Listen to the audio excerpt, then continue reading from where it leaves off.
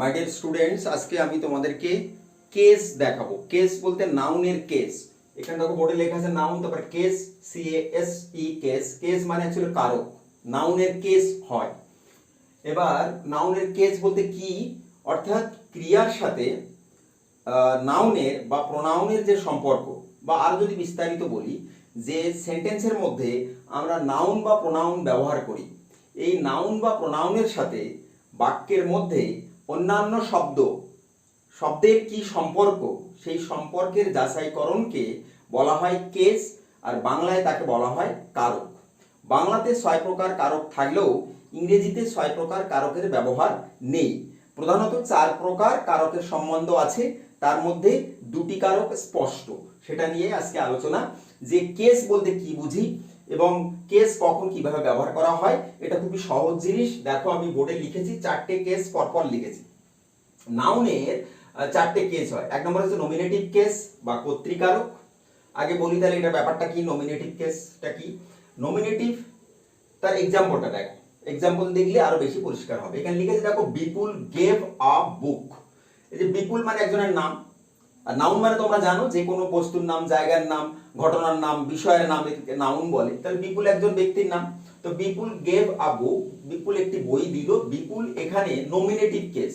একদম সহজ কথায় হচ্ছে যে ভার্বের আগে যখন আমরা নাউন লিখি বা প্রোনাউন লিখি, ওই নাউন বা প্রোনাউনের সাথে ভার্বের যে সম্পর্ক বা অন্যান্য শব্দের যে সম্পর্ক, এই সম্পর্ককে বলা হয় নমিনেটিভ কেস।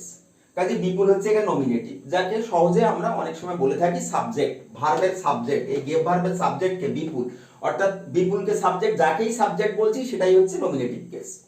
ঠিক পরে আচ্ছা, নমিনেটিভ কেস বের করা, দেখো ডান দিকে এখানে লিখেছি যে হু মানে কে, হোয়াট মানে কি, এখানে লিখেছি।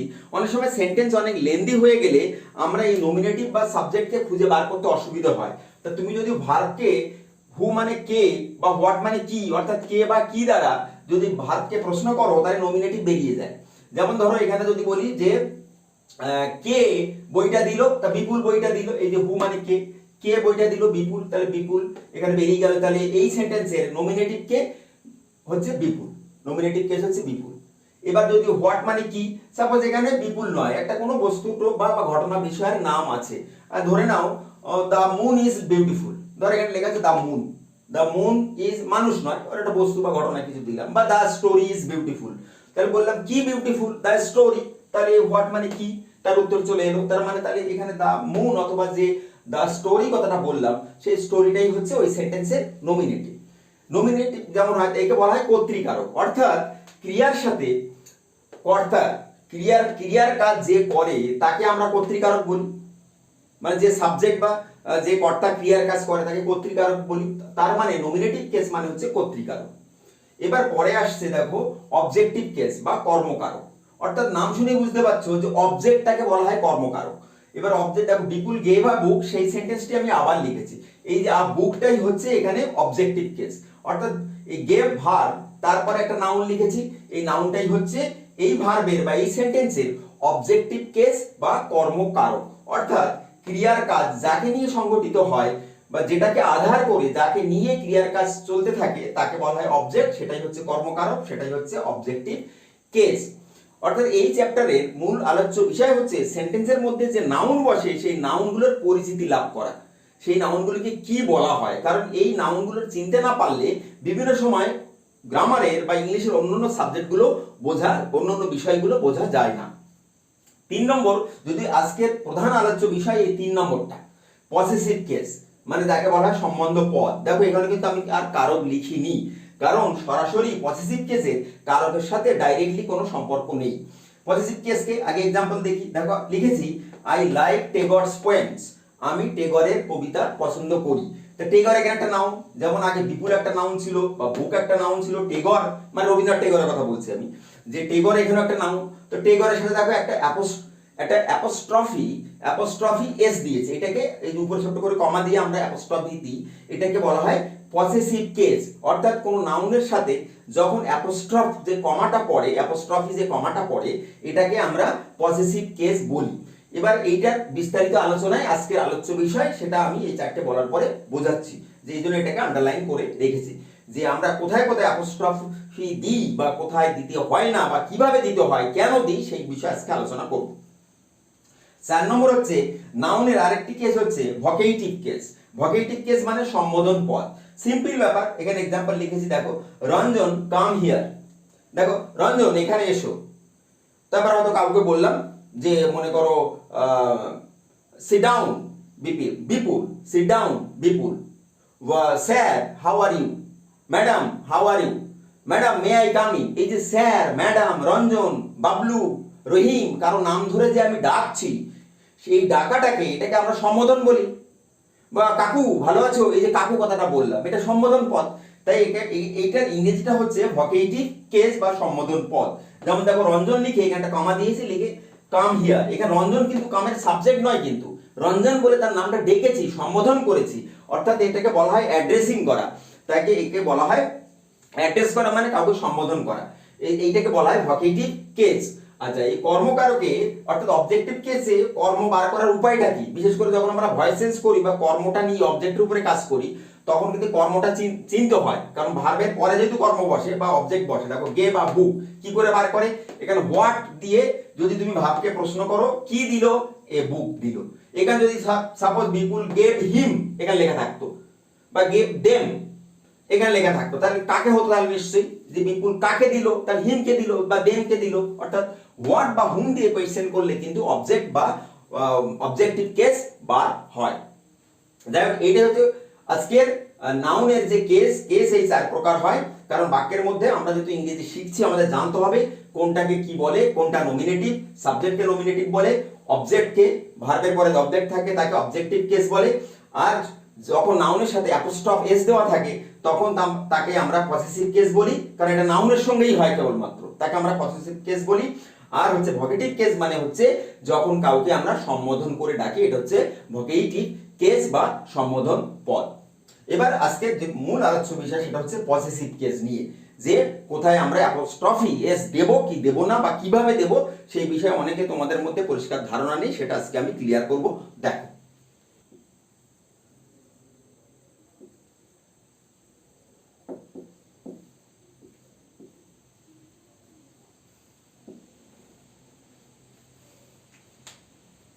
দেখো এখানে লিখেছে পসেসিভ কেস।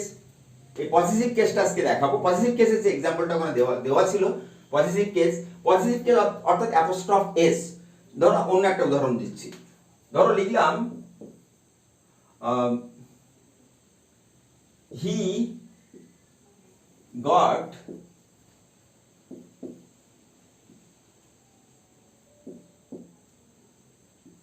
রানিস বাইসাইকেল।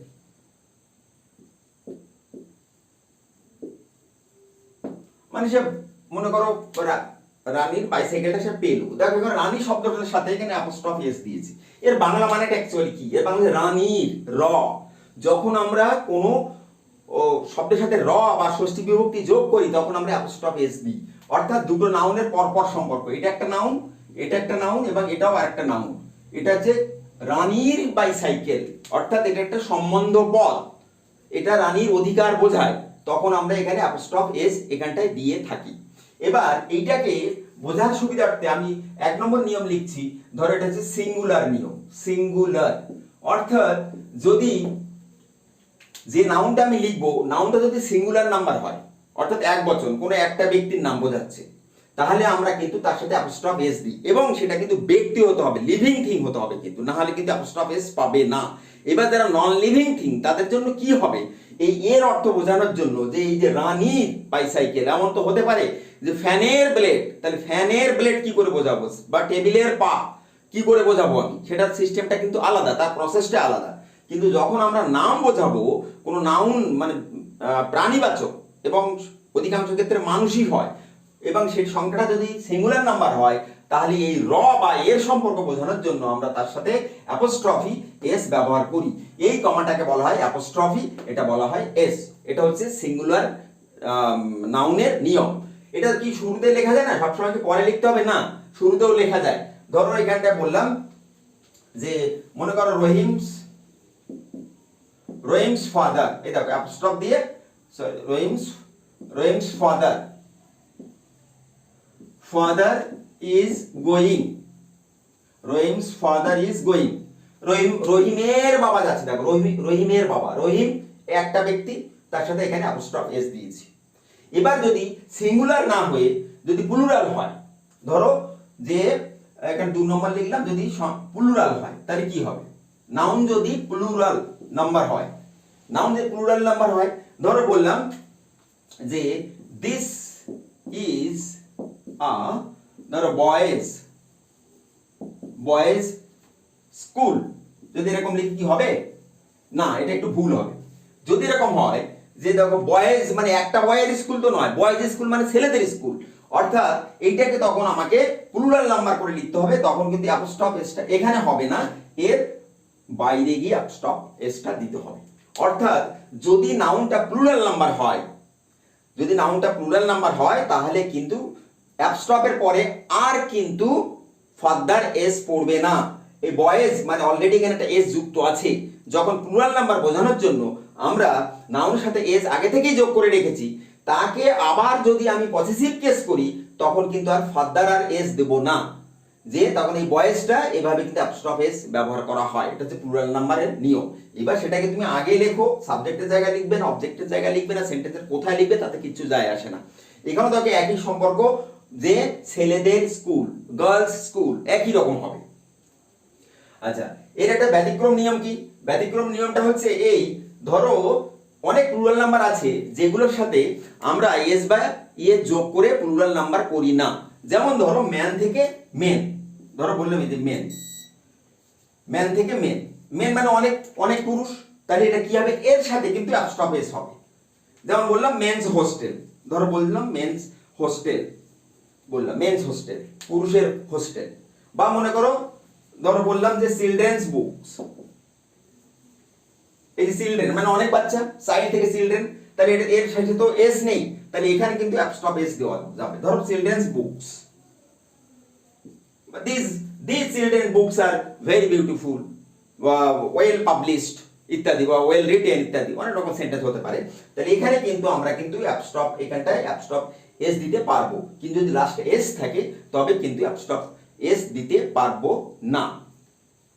আচ্ছা, এবার এর ব্যতিক্রমটা হচ্ছে তোমাদেরকে যেটা বলি আর কি, আচ্ছা তোমাদেরকে সিঙ্গুলার দেখালাম, সিঙ্গুলার হলে কি হবে, প্লুরাল হলে কি হবে। এবার দেখো যদি অবজেক্ট হয় তাহলে কি হবে? অবজেক্ট মানে বস্তুবাচক। 3 নম্বর হচ্ছে যদি অবজেক্ট নাউন হয়। অবজেক্ট মানে এখানে অবজেক্ট মানে এটা কিন্তু নন লিভিং থিংস এর কথা বলছি আমি, সাবজেক্ট ভার্বের পরে অবজেক্টের কথা বলছি না। অবজেক্টস বা এখানে বস্তু হয় যদি, তখন আমরা কি করে ওই এর অর্থটা প্রকাশ করব। ধরো যেটা আমি একটু আগে বলছিলাম, যে ধরো যদি লিখি মনে করো দা চেয়ারের পা, দা চেয়ার্স ধরো লেগস আর ব্রোকেন, এটা কি হবে? না, এটা হবে না। দেখো এই যে চেয়ারের পা, ধরো এই চেয়ারের লেগ, চেয়ারের পা। যেমন ধরো বললাম যে রানীর বই, রানিস বুক, তাহলে চেয়ারের পা, চেয়ার্স লেগস, এটা কি হবে? না, হবে না। কারণ বস্তুবাচকের ক্ষেত্রে কিন্তু কখনো নাউনের সাথে অ্যাপোস্ট্রফ এস যুক্ত হয় না। তাহলে এটা কিভাবে হবে? আমার তো প্রয়োজনে তো এর বা র সম্পর্ক তো বা সম্বন্ধ পদ বা পসেসিভ কেস তো বার করতে হয়। তখন আমরা কি করি? তখন এটা অফ ইউজ করতে হয়, এটা হবে না, এটাকে উল্টে লিখতে হয়। তখন লিখতে হয় the leg of the chair, the leg of the chair are broken. অর্থাৎ ষষ্ঠী বিভক্তি বার করার জন্য, মানে নাউনের সাথে নাউনের সম্পর্ক বার করার জন্য আমরা কিন্তু তখন অ্যাপোস্ট্রফ এস দিতে পারি না। বস্তুবাচকের ক্ষেত্রে, অবজেক্টের ক্ষেত্রে, নন লিভিং এর ক্ষেত্রে তখন কিন্তু আমরা অফ ব্যবহার করি। এবং অফ ব্যবহার করার সময় মনে রেখো যে অংশ বা অঙ্গটি আগে লেখা হয় আর টোটাল জিনিসটা পরে লেখা হয়। অনেক সময় ছেলেমেয়েরা গন্ডগোল করে, দা চেয়ার অফ দ্য লেগ, না, চেয়ার অফ দ্য লেগ না। দেখো চেয়ারের অংশটা হচ্ছে পা, কাজে পাটা লিখবো আগে, তারপরে অফ, তারপরে পুরো জিনিসটা। যেমন ব্লেড অফ দ্য ফ্যান, বললাম দ্য বুক অফ রহিম, মানে রহিমের বই, এটাও বলতে হয়। এই বলে একটা কথা বলি, যেটা এক্ষুনি আমি উদাহরণ দিয়ে বসলাম, যে ধরো যেখানে বলেছিলাম যে মনে করো রানিস বাইসাইকেল, যেটা আগে উদাহরণ দিয়েছিলাম, ধরো রানিস বাইসাইকেল ইজ গুড, ধরে নাও সেন্টেন্সটাই। রানিস বাইসাইকেল, রানিস এই যে রানী লিখে এখানটা apostrophe S, Rani's bicycle is good. এটা অর্থাৎ প্রাণীবাচক বা ব্যক্তিবাচক হলে অ্যাপস্ট্রফ এস হয়, প্রাণীবাচক বা ব্যক্তিবাচক হলে যেমন অ্যাপস্ট্রফ এস হয়, এট দ্য সেম টাইম এরও কিন্তু অফও হয়। অর্থাৎ এখানটা তখন তুমি লিখতে পারো দা বাইসাইকেল, তখন তোমাকে লিখতে হবে দা বাইসাইকেল অফ রানি, এটাও কিন্তু এটাও কারেক্ট, ইজ গুড। অর্থাৎ দেখো যেটা রানিস বাইসাইকেল, রানীর বাইসাইকেল, এখানে যদি বলি দা বাইসাইকেল অফ রানী, এটাও রানীর বাইসাইকেল। অর্থাৎ প্রাণীবাচকের ক্ষেত্রে র বা সম্বন্ধ পদ বা পসেসিভ কেস বোঝানোর জন্য অ্যাপস্ট্রফ এসও ব্যবহার করা হয়, অফও ব্যবহার করা হয়, কিন্তু বস্তুবাচকের ক্ষেত্রে কেবলমাত্র অফ ব্যবহার করা হয়, বস্তুবাচকের সাথে কিন্তু অ্যাপস্ট্রফ এস ব্যবহার করা হয় না। তবে কোনো কোনো ক্ষেত্রে হতে পারে, দুই একটি ব্যতিক্রমের কথা তোমাদের একটু দেখিয়ে দিই যে কোনো কোনো ক্ষেত্রে বলতে কোথায় হয়, যখন কোনো বস্তুর উপরে আমরা পার্সনিফিকেশন করি বা ব্যক্তিত্ব আরোপ করি, যে সে বস্তুটার বস্তু থাকে না, বস্তুটা যেন মানুষের মতো আমার কাছে ধরা দেয়, তখন আমরা তার সাথে অ্যাপস্ট্রফ এস যোগ করতে পারি। ধরো একটা উদাহরণ দিচ্ছি, ধরো ইন্ডিয়া একটা দেশ, নিশ্চয়ই কোনো প্রাণী নয়, তা ইন্ডিয়াস এস করে দিলাম, এটা হয়। যে ধরো ইন্ডিয়াস পিপল আর ইউনাইটেড, এটা হবে the people of India, correct. আবার ইন্ডিয়াস পিপল, এটাও কারেক্ট, কারণ ইন্ডিয়াকে আমি ব্যক্তির মতো আমি বা মায়ের মতো আমি মানুষের মতো বিচার করে তার সাথে আমি অ্যাপস্ট্রফ এস দিয়েছি, এটা আমি দিতেই পারি। ধরো বললাম যে নেচারস ল, নেচার, নেচার, এবার অ্যাপস্ট্রফ এস। প্রকৃতির আইন, ইজ ইকুয়াল, ধরো ইজ ইকুয়াল ফর অল, এই যে নেচার বস্তুবাচক, তার সাথে কিন্তু আমি নেচারস করে দিলাম, যে এটা কিন্তু করা যায় যদি আমি তার উপরে আমি ব্যক্তিত্ব আরোপ করি, তাহলে কিন্তু এটা এর সাথে ব্যবহার করা যায়, অ্যাপস্ট্রফ এস ব্যবহার করা যায়।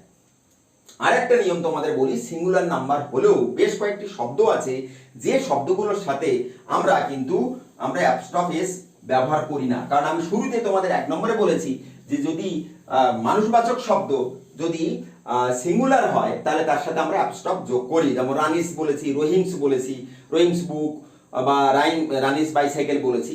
কিন্তু ধরো এখানে একটা উদাহরণ দিচ্ছি, মনে করো বিখ্যাত কবি কিটস, একজনের নাম কিটস, কিটসের কবিতা বা কিটসের কবিতাগুলো রোমান্টিক, তাহলে কিটস এটা কি হবে না, এই তখন কিন্তু এই অ্যাপস্ট্রফ এসটা হবে না, কিডস পোয়েমস। আর ধরো রোমান্টিক, সরি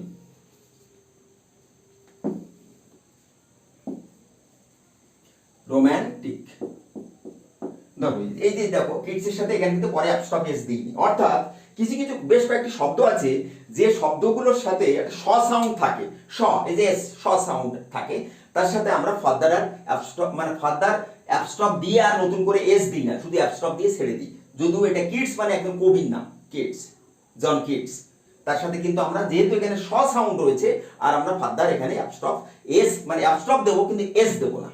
যেমন আরো ধরো বললাম এই যে গুডনেস, ধরো গুডনেস, গুডনেস একটা নাউন, এর সাথে কিন্তু অ্যাপস্ট্রফ এস হবে না কারণ অলরেডি এখানে এস সাউন্ড আছে। বা ধরো মোজেস, মুসা যাকে বলা হয়, মোজেস, হিব্রু অর্থাৎ ইহুদি ধর্মের মোজেস, এর সাথে মোজেসের আইন বা নিয়ম, ধরো মোজেস, তখন কি করব, মোজেস ল বা লজ বা থিওরি ইত্যাদি, লজ। তার মানে এর নামের সাথে যেহেতু একটা হিস সাউন্ড বা স সাউন্ড রয়েছে অলরেডি, কাজে এখানে আমরা কিন্তু আর অ্যাপস্ট্রফ এস নতুন করে মানে এস অ্যাপস্ট্রফ এসটা দেবো না, অ্যাপস্ট্রফ দেবো, অ্যাপস্ট্রফি যেটা আছে সেটা কিন্তু দেবো, কিন্তু আমরা এসটা ব্যবহার করব না। তাহলে এই হচ্ছে মোটামুটি আমাদের পসেসিভ কেসে নিয়ম যেটা ছিল সেটা তোমাদেরকে বললাম, যে এটা তোমরা ভালো করে দেখো, কারণ ষষ্ঠী বিভক্তি বা সম্বোধন পদের জন্য কিন্তু আমাদের এটা জানতে হয়। যাই হোক মাই ডিয়ার স্টুডেন্টস, আশা করি তোমাদের এই কেস সম্পর্কে বা নাউন সম্পর্কে নিশ্চয়ই ভালো লেগেছে। তোমরা অবশ্যই লাইক করবে এবং কমেন্টস করবে এবং সাবস্ক্রাইব করতে ভুলবে না। Good bye.